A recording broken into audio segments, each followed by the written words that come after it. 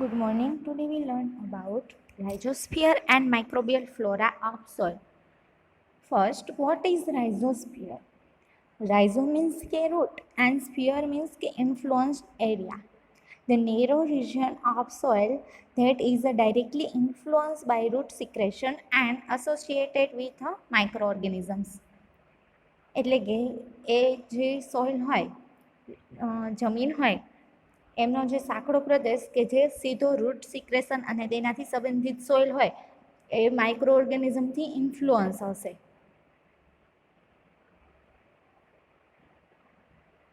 And another way, the region where soil and root make contact and designated rhizosphere. એટલે કે બીજી રીતે આપણે જોઈએ તો તે રિજિયન કે જ્યાં સોઇલ અને રૂટ કોન્ટેક્ટ બનાવે છે અને એ ડિઝાઇનેટેડ રાઇઝોસ્ફિયર બનાવે છે. The zone around the root are divided into two parts. હવે આ જે રૂટની આજુબાજુનો જે ઝોન જે હોય એમના બે પાર્ટમાં ડિવાઈડ કરવામાં આવ્યું. રાઇઝોપ્લેન અને રાઇઝોસ્ફિયર. એમાં રાઇઝોપ્લેન મીન્સ કે રૂટ સરફેસ વેર માઇક્રોબ્સ અરે, એટલે કે રૂટ સરફેસ હોય એમની જોડે માઇક્રોબ્સ હોય એ જોડાયેલા હોય.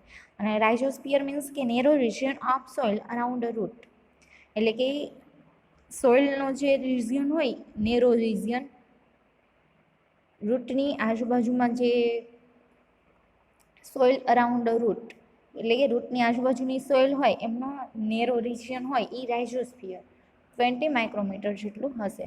એન્ડ એની હિસ્ટ્રી શું તો કે Hiltner introduce this term first time. આ જે ટર્મ છે એ ઇન્ટ્રોડ્યુસ ફર્સ્ટ ટાઈમ હેલ્ટનરે કર્યું હતું 1904માં. Thickness of the region is 1 to 2 mm. આ રિજિયન જે હોય એમની થિકનેસ 1 થી 2 mm જેટલી હશે. નોટ ઇન્ફોર્મેશન ઓનલી, આ ખાલી ઇન્ફોર્મેશન માટે જ છે. And two sphere endosphere and ectorhizosphere. આ બે ટાઈપ હોય છે સ્ફિયરના, એન્ડોસ્ફિયર એન્ડ એક્ટોરાઇઝોસ્ફિયર.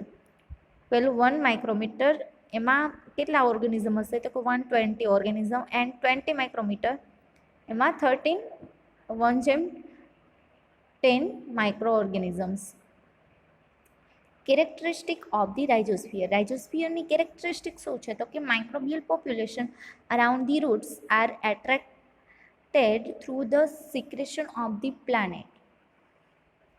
એટલે કે એમની જે મૂળની આસપાસની માઇક્રોબિયલ પોપ્યુલેશન છે એ પ્લાન્ટ સિક્રેશન દ્વારા એટ્રેક્ટ થાય છે, આકર્ષાય છે.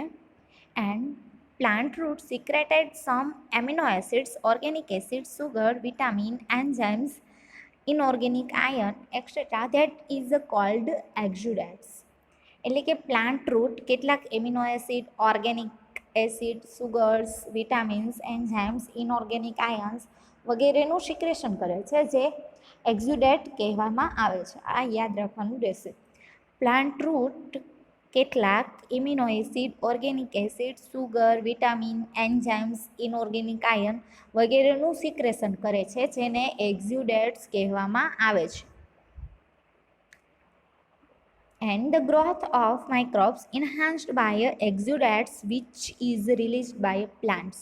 એટલે કે માઇક્રો ઓર્ગેનિઝમના ગ્રોથમાં વધારો એક્ઝ્યુડેટ દ્વારા થાય છે, જે દ્વારા ઇન્હાન્સ થાય છે, એના દ્વારા ઇન્હાન્સ થાય છે. કેમ કે એક્ઝ્યુડેટ્સ કેને કહેવામાં આવે કે જે ઇમ્યુનો એસિડને એ બધા હોય આયનને એ બધાનું જે સિક્રેશન થાય એમને એક્ઝ્યુડેટ કહેવામાં આવે. જો એમને એક્ઝ્યુડેટ જો મળશે એટલે કે એક્ઝ્યુડેટ દ્વારા જ એમના માઇક્રો ઓર્ગેનિઝમના ગ્રોથમાં વધારો થાય, કેમ કે એમાં એમને જે વિટામિન ને એન્ઝાઇમ્સ ને ઇનઓર્ગેનિક એસિડ છે, સુગર, એમિનો એસિડ એ બધું મળી રહેશે એટલા માટેથી. And hence the microbial population of this area is higher than the bulk soil. એટલે કે અને તેથી આ એરિયાની માઇક્રોબિયલ પોપ્યુલેશન બલ્ક સોઇલ કરતાં વધારે છે. એમની જે સોઇલ હશે ને એના કરતાં એમની જે માઇક્રોબિયલ પોપ્યુલેશન હશે ને ત્યાં વધારે હશે. કેમ તો કે જો આ એક્ઝ્યુડેટ દ્વારા શું થશે કે માઇક્રો ઓર્ગેનિઝમનો ગ્રોથ વધારે થશે. આપણે જોઈએ તો જ્યાં આપણને વધારે ફર્ટાઇલ સોઇલ ને એવું હોય તો અહીંયા માઇક્રોબિયલ પોપ્યુલેશન તો વધારે જ જોવા મળશે એટલા માટેથી. Exudates provide nutrients to microorganisms, enhance microbiota of rhizosphere is more active than the bulk soil. એટલે કે એક્ઝ્યુડેટ જે છે એ માઇક્રો ઓર્ગેનિઝમને પોષણ તત્વો પૂરા પાડે છે અને તેથી રાઇઝોસ્ફિયરનો બાયોટા છે એ બલ્ક સોઇલ કરતાં વધુ એક્ટિવ છે. The organisms which was observed around rhizosphere is called PGPR. એટલે કે રાઇઝોસ્ફિયરની આજુબાજુ જોવા મળતા ઓર્ગેનિઝમને પીજીપીઆર કહેવામાં આવે છે. માઇક્રો ઓર્ગેનિઝમની આજુબાજુ જોવા મળતા ઓર્ગેનિઝમ જે હોય રાઇઝોસ્ફિયરની આજુબાજુ જે જોવા મળતા ઓર્ગેનિઝમ હોય એમને પીજીપીઆર કહેવામાં આવે છે. આ યાદ રાખવાનું રહેશે. પીજીપીઆરનું ફૂલ ફોર્મ પ્લાન્ટ ગ્રોથ પ્રોમોટિંગ રાઇઝોબેક્ટેરિયા. એટલે કે એવા રાઇઝોબેક્ટેરિયા કે જે પ્લાન્ટનો જે ગ્રોથ હોય ને એમને પ્રમોટ કરે એવા. Microbial interaction in a rhizosphere can be pathogenic, symbiotic, harmful, saprophytic અથવા તો natural.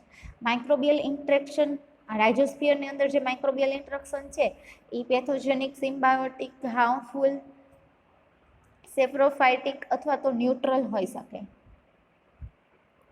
Microbial flora of soil. What is microbial flora? Okay, flora, the bacteria and other organisms in an ecosystem. Example, some part of the body of an animal host. એટલે કે ઇકોસિસ્ટમના bacteria અને અન્ય બીજા એવા micro organism એમ હોય. ઇકોસિસ્ટમમાં જે bacteria અને બીજા એવા માઇક્રો ઓર્ગેનિઝમને હોય ને એમને ફ્લોરા કહેવામાં આવે. અને એમાં એક્ઝામ્પલ આપેલું છે some part of the body and animal host. એની fertile soil inhabited by a root system of a plant, animal and tremendous number of microorganisms. કોઈ પણ ફર્ટાઇલ સોઇલ હોય એ કેવી હશે? Inhabited by root system of plant. પ્લાન્ટની જે root સિસ્ટમની હોય, એનિમલ અથવા તો tremendous number of microorganism એટલે કે વધારે નંબરમાં જે માઇક્રો ઓર્ગેનિઝમની હોય ને એના દ્વારા શું હશે? ઇન્હિબિટેડ હશે આ સોઇલ ફર્ટાઇલ. ફર્ટાઇલ સોઇલ ઇન્હિબિટેડ હશે. Microbial population. Large difference in the microbial population both in a total number and kind due to soil composition. Large difference in a microbial population એટલે કે માઇક્રોબિયલ પોપ્યુલેશન છે એમની અંદર મોટા ભાગ એટલે large difference જોવા મળે છે in the total number and kind due to soil composition. એટલે કે માઇક્રોબિયલ પોપ્યુલેશનના ટોટલ નંબર અને સોઇલ કમ્પોઝિશનના જે પ્રકારની હોય એ પ્રમાણે શું થશે કે એમાં અલગ અલગ ડિફરન્સ જોવા મળશે. Physical property of soil, agricultural practices એમાં આવી શકે. There are some factors responsible for the growth of the microorganism. એટલે કે અમુક પ્રકારના ફેક્ટર છે એ રિસ્પોન્સિબલ હોય છે. કેમના માટે? તો કે માઇક્રો ઓર્ગેનિઝમના ગ્રોથ માટે અમુક પ્રકારના ફેક્ટર્સ જે હોય એ રિસ્પોન્સિબલ હોય. તો કેવા કેવા ફેક્ટર રિસ્પોન્સિબલ હોઈ શકે માઇક્રો ઓર્ગેનિઝમના ગ્રોથ માટે? તો કે પેલું amount and type of nutrient. કે આ ન્યુટ્રિયન્ટ છે એ કયા ટાઈપનું છે અને કેટલા પ્રમાણમાં. સેકન્ડ, અવેલેબિલિટી ઓફ મોઇશ્ચર એમ સોઇલની અંદર મોઇશ્ચર અવેલેબલ છે કે નહીં એના ઉપર એ માઇક્રો ઓર્ગેનિઝમનો ગ્રોથ થશે. And degree of aeration. હવે ત્યાં કેટલા પ્રમાણમાં એર મળે છે, કેવી રીતના મળે, તો એના ઉપરથી માઇક્રો ઓર્ગેનિઝમનો ગ્રોથ થશે. કે જો એર મળશે તો એ એરોબિક બેક્ટેરિયા છે એ ગ્રો થશે અને જો એર નહીં મળે તો એનેરોબિક બેક્ટેરિયા ગ્રો થઈ શકશે. એન્ડ ટેમ્પરેચર તો તમને બધાને ખબર જ છે. ટેમ્પરેચર એની માટે જેટલું જ બેક્ટેરિયા પ્રમાણે અલગ અલગ બેક્ટેરિયા પ્રમાણે ટેમ્પરેચર એનું અલગ અલગ હશે, ઓપ્ટિમમ ટેમ્પરેચર. પછી પીએચ, તો પીએચ એ અલગ અલગ હશે બધા બેક્ટેરિયાના એના માટે. અને practices. Great microbial diversity make it difficult to determine a total number of microbes.